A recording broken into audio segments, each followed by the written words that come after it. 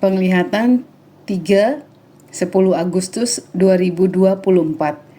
1. Hidup seperti uap, Dallas dan 3 cawan. 2. 1998 dan inflasi. 3. Kehidupan akhir zaman dan Israel. 4. 7 tingkatan kerajaan dan tidak sia-sia. 5. Keadaan kegelapan WHO dan Wahyu 12. 6. Nubuat tentang akhir zaman Yesaya 24. Hidup seperti uap, Dallas dan 3 cawan. Pada saat di rumah dan matanya terasa berat tampak dalam penglihatan salah satu tim kehidupan di masa lalu, yaitu ketika anaknya masih kecil, kemudian ketika dia SMA dan banyak kejadian yang menggambarkan kebahagiaan. Ketika dia bertanya, "Ada apa nih Tuhan?" Lalu dia mendengar hidup itu seperti uap.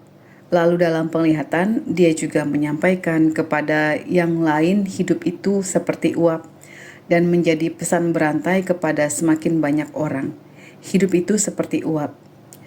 Ayat ditambahkan saat penulisan, sedang kamu tidak tahu apa yang akan terjadi besok. Apakah arti hidupmu? Hidupmu itu sama seperti uap yang sebentar saja kelihatan lalu lenyap. Yakobus 4 ayat 14. Tidak lama setelah itu tim ini juga mendengar suara berdoa untuk Dallas. Lalu tampak angin yang berputar-putar, tornado seperti angin raksasa. Kemudian tim ini berdoa bagi Dallas karena ketika bertanya Tuhan menjawab untuk keselamatan jiwa-jiwa. Pada saat menyembah, salah satu tim menerima penglihatan. Tuhan memberikan seperti sebuah penghargaan diberikan kepada beberapa pendoa. Dan di penghargaan yang berwarna ungu muda itu ada tulisan Wahyu 15. Dan aku melihat suatu tanda di langit besar dan ajaib, 7 malaikat dengan 7 malapetaka terakhir, karena dengan itu berakhirlah murka Allah. Dan aku melihat sesuatu bagaikan lautan kaca bercampur api, dan di tepi lautan kaca itu berdiri orang-orang yang telah mengalahkan binatang itu dan patungnya dan bilangan namanya. Pada mereka ada kecapi Allah, dan mereka menyanyikan nyanyian Musa, hamba Allah, dan nyanyian anak domba bunyinya, besar dan ajaib segala pekerjaanmu ya Tuhan Allah yang Maha Kuasa. Adil dan benar segala jalanmu, ya Raja segala bangsa. Siapakah yang tidak takut, ya Tuhan, dan yang tidak memuliakan namamu? Sebab Engkau saja yang kudus, karena semua bangsa akan datang dan sujud menyembah Engkau.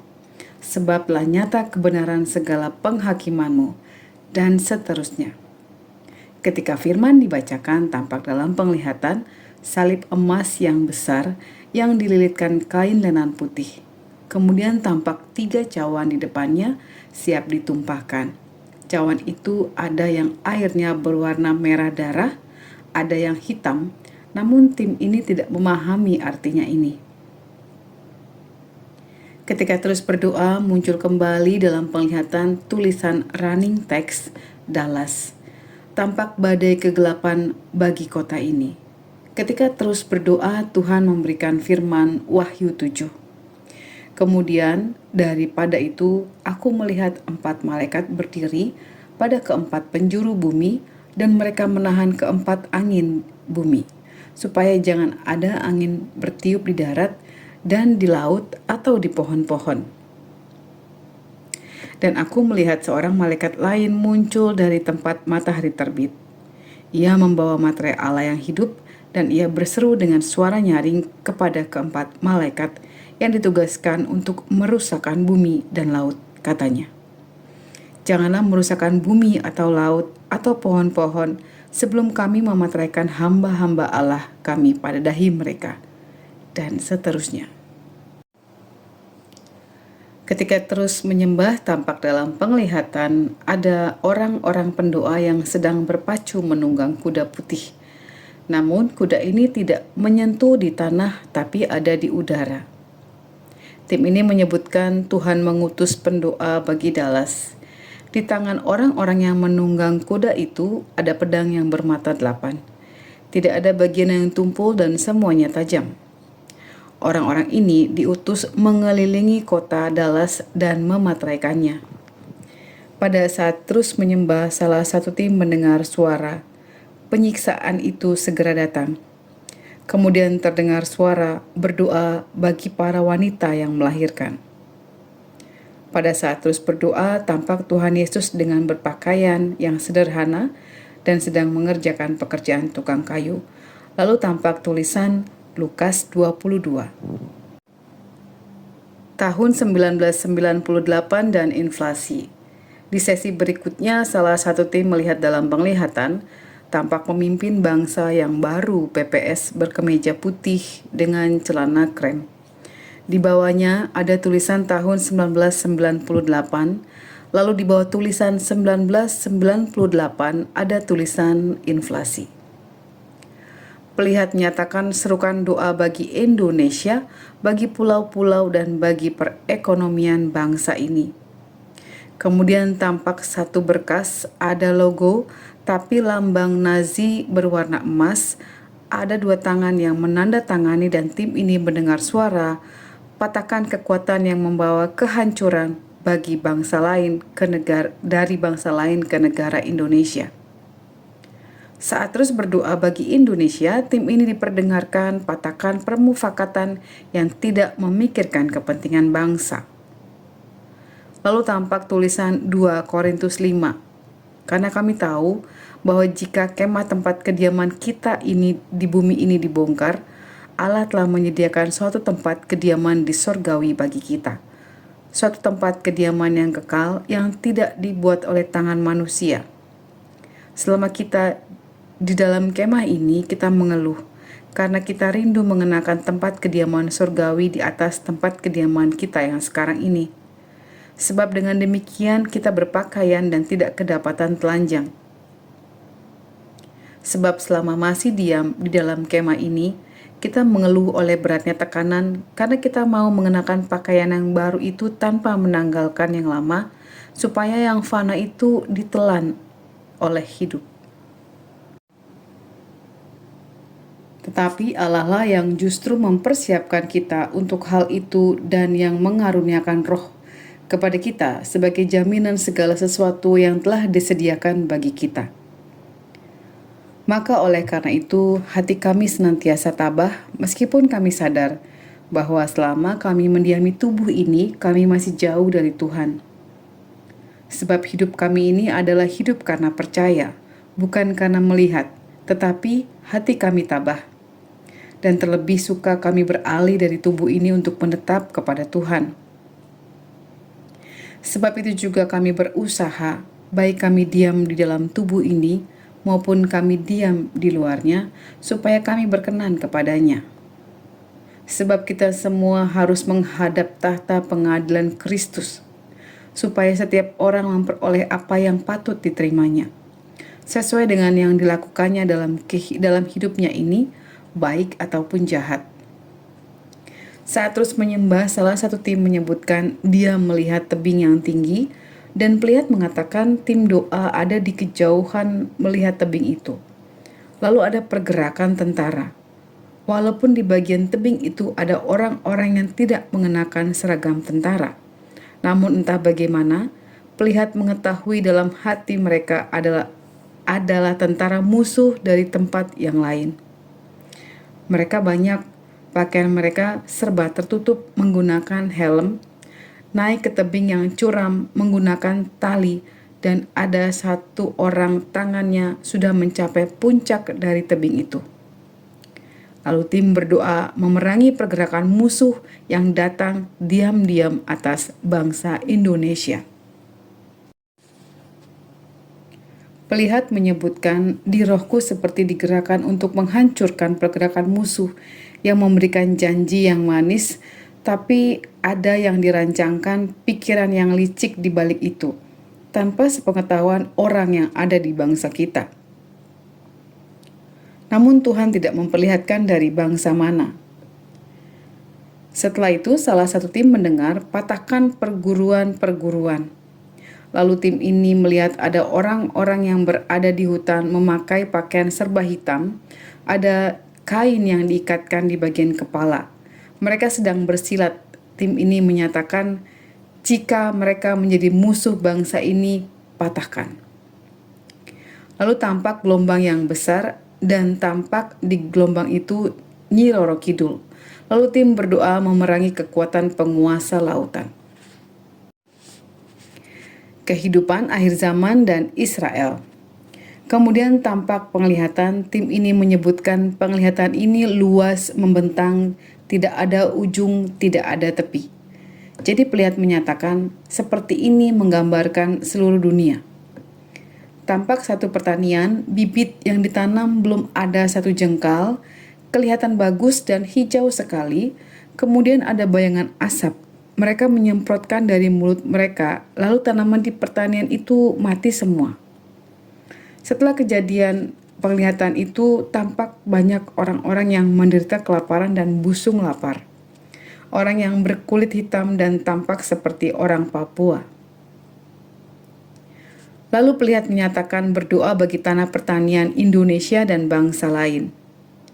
Pada saat berdoa, tampak tulisan firman Habakuk 3. Tuhan, telah kudengar kabar tentang Engkau dan pekerjaanmu ya Tuhan kutakuti. Hidupkanlah itu dalam lintasan tahun, nyatakanlah itu dalam lintasan tahun. Dalam murka, ingatlah akan kasih sayang. Allah datang dari negeri Teman dan yang Maha Kudus dari pegunungan Paran. Selah. Keagungannya menutupi segenap langit dan bumi pun penuh dengan pujian kepadanya. Ada kilauan seperti cahaya, sinar cahaya dari sisinya dan disitulah terselubung kekuatannya. Mendahulunya berjalan penyakit sampar dan demam mengikuti jejaknya. Ia berdiri maka bumi dibuatnya bergoyang. Ia melihat berkeliling maka bangsa-bangsa dibuatnya melompat terkejut, hancur gunung-gunung yang ada sejak purba. Merendah bukit-bukit yang berabad-abad, itulah perjalanannya berabad-abad. Aku melihat kemah-kemah orang Kush yang tertekan, kain-kain tenda tanah Midian menggetar, dan seterusnya. Dalam kegeraman engkau melangkah melintasi bumi, dalam murka engkau menggasak bangsa-bangsa. Engkau berjalan maju untuk menyelamatkan umatmu, untuk menyelamatkan orang yang kau urapi. Engkau meremukkan bagian atas rumah orang-orang fasik, dan kau buka dasarnya sampai batu yang penghabisan. Selah. Engkau menusuk dengan anak panahnya sendiri kepala laskarnya, yang mengamuk untuk menyerahkan aku dengan sorak-sorai. Seolah-olah mereka menelan orang tertindas secara tersembunyi. Dengan kudamu engkau menginjak laut, timbunan air yang membuih. Ketika aku mendengarnya, gemetarlah hatiku, mendengar bunyinya, menggigilah bibirku. Tulang-tulangku seakan-akan kemasukan sengal dan aku gemetar di tempat aku berdiri. Namun dengan tenang akan ku nantikan hari kesusahan yang akan mendatangi bangsa yang bergerombolan menyerang kami. Sekalipun pohon ara tidak berbunga, pohon anggur tidak berbuah, hasil pohon zaitun mengecewakan. Sekalipun ladang-ladang tidak menghasilkan bahan makanan, kambing domba terhalau dari kulungan, dan tidak ada lembu sapi dalam kandang. Namun aku bersorak-sorak dalam Tuhan, beria-ria dalam Allah yang menyelamatkan aku. Allah Tuhanku itu kekuatanku. Ia membuat kakiku seperti kaki rusak. Ia membiarkan aku berjejak di bukit-bukitku. Kemudian salah satu tim mendengar suara Israel, tampak kegelapan di setiap sudut. Lalu ada suara jeritan yang meminta pertolongan. Tim berdoa bagi keselamatan dan perlindungan bagi Israel. Tuhan memberikan firman bagi Israel, Mazmur 22. Aku bersukacita ketika dikatakan orang kepadaku, mari kita pergi ke rumah Tuhan. Sekarang kaki kami berdiri di pintu gerbangmu, hai Yerusalem. Hai Yerusalem yang telah didirikan sebagai kota yang bersambung rapat, kemana suku-suku berziarah, yakni suku-suku Tuhan, untuk bersyukur kepada nama Tuhan sesuai dengan peraturan bagi Israel. Sebab di sanalah ditaruh kursi-kursi pengadilan, kursi-kursi mirip keluarga Raja Daud. Berdoalah untuk kesejahteraan Yerusalem. Biarlah orang-orang yang mencintaimu mendapat sentosa. Biarlah kesejahteraan ada di lingkungan tembokmu dan sentosa di dalam purimu. Oleh karena saudara-saudaraku dan teman-temanku, aku hendak mengucapkan, semoga kesejahteraan ada di dalammu. Oleh karena rumah Tuhan Allah kita, aku hendak mencari kebaikan bagimu. 7 tingkatan kerajaan dan tidak sia-sia. Kemudian Tuhan memperlihatkan kehidupan kita, perjalanan misi doa kita. Ada air mata, ada cucuran keringat, ada keletihan, ada perjalanan begitu suram. Tuhan memperlihatkan badan kita seperti berlumpur. Kita berjalan di tengah hutan untuk menjangkau satu daerah dan ada suara yang diperdengarkan. Apa yang kita lakukan tidak ada yang sia-sia. Semua diperhitungkan. Tenagakah, air matakah, keringatkah yang kita keluarkan? Tuhan mengatakan semua diperhitungkan dan ada upah yang besar di sorga. Tuhan menunjukkan ada 7 tingkatan dan ada orang-orang yang menginjakan di tingkatan yang ketujuh. Upah yang Tuhan janjikan, upah tertinggi, ada mahkota yang akan ditaruhkan di kepala orang-orang itu. Tuhan katakan, jangan lelah, jangan bosan melakukan pekerjaan pelayanan dalam kerajaan Allah. Ada mahkota yang indah yang disediakan bagi orang-orang yang merelakan hatinya untuk kerajaan Allah. Jangkau misi Tuhan, daerah-daerah yang belum terjangkau. Katanya, pergilah, jadikanlah semua bangsa menjadi muridku dan ingatlah, ada upah di kerajaan Allah tingkatan ketujuh. Pelihat menyatakan tidak ada yang sia-sia. Sedetik di waktu kita Tuhan perhitungkan. Setetes air mata dan keringat kita Tuhan tampung dalam kirbatnya. Setiap keluh dan kesah kita ketika menjalankan amanat agungnya dituliskan dalam agendanya.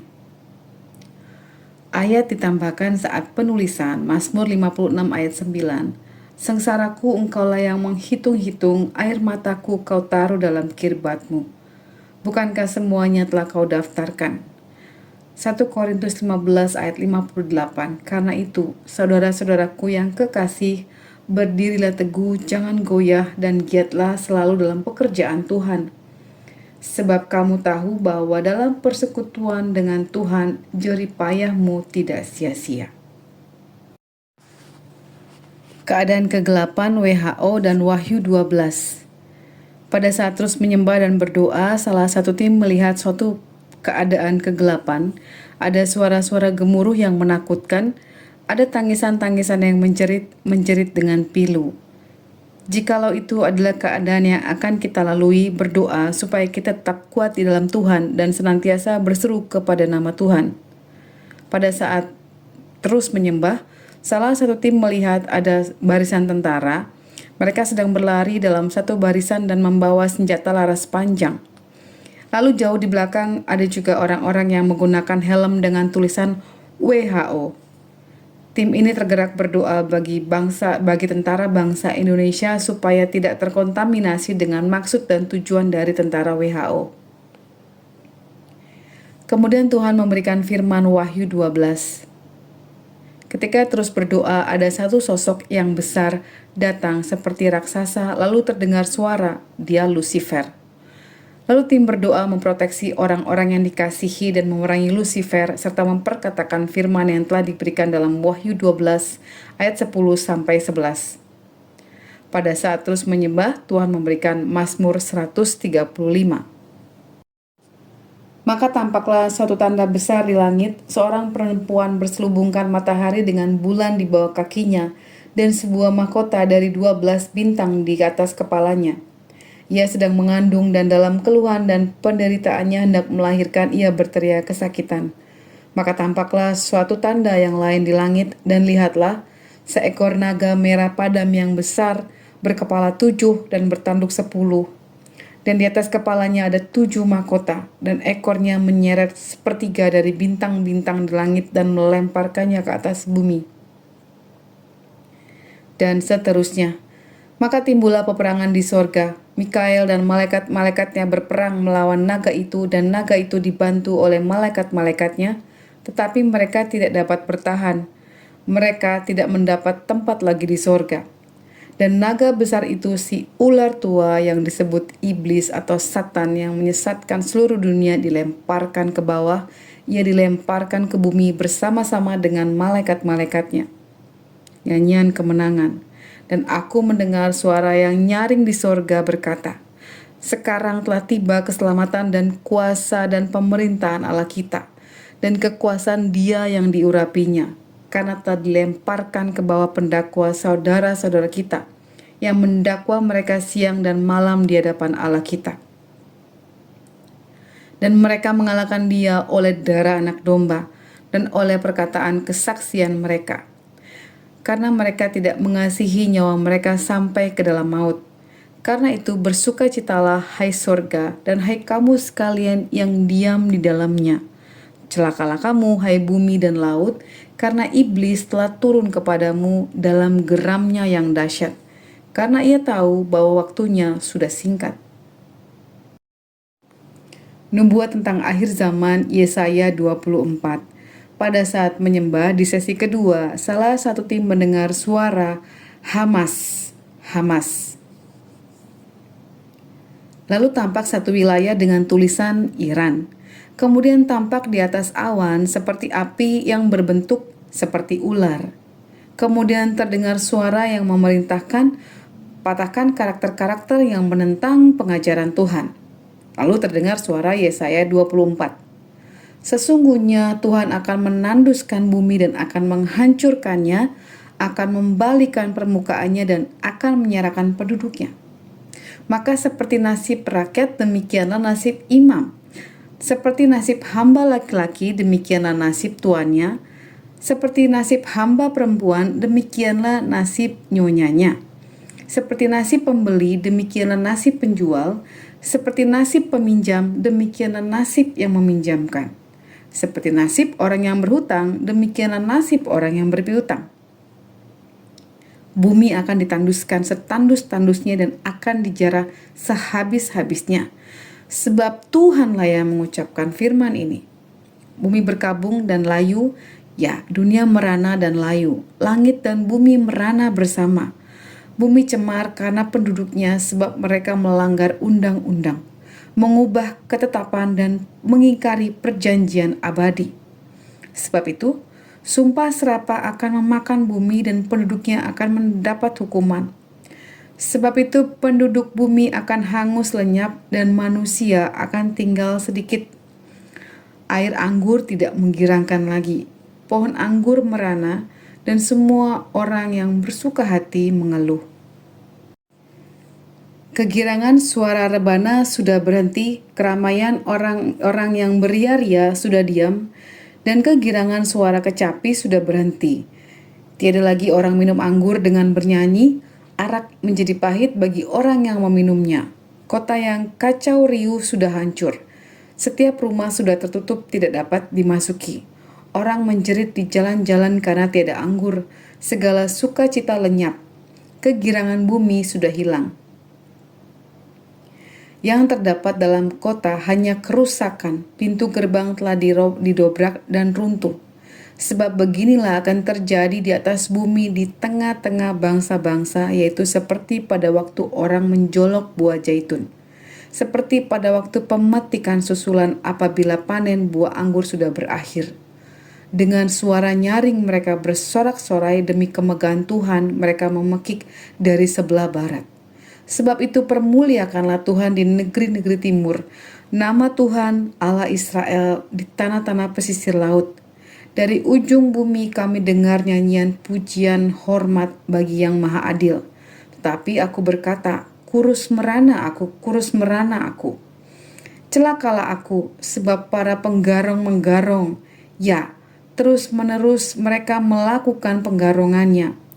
Hai penduduk bumi, kamu akan dikejutkan, akan masuk pelubang dan jerat. Maka yang lari karena bunyi yang mengejutkan akan jatuh ke dalam pelubang, dan yang naik dari dalam lubang akan tertangkap dalam jerat.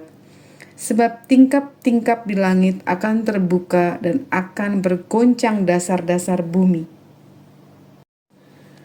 Bumi remuk redam, bumi hancur luluh, bumi goncang-gancing. Bumi terhuyung-huyung sama sekali seperti orang mabuk dan goyang seperti gubuk yang ditiup angin. Dosa pemberontakannya menimpa dia dengan sangat, ia rebah dan tidak akan bangkit-bangkit lagi. Maka pada hari itu Tuhan akan menghukum tentara langit di langit dan raja-raja bumi di atas bumi. Mereka akan dikumpulkan bersama-sama seperti tahanan, dimasukkan dalam liang. Mereka akan dimasukkan dalam penjara dan akan dihukum sesudah waktu yang lama. Bulan purnama akan tersipu-sipu dan matahari terik akan mendapat malu. Sebab Tuhan semesta alam akan memerintah di Gunung Sion dan di Yerusalem.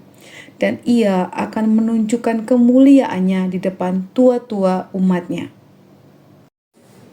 Terima kasih sudah menonton End Times Army Channel. Tuhan Yesus memberkati kita semua.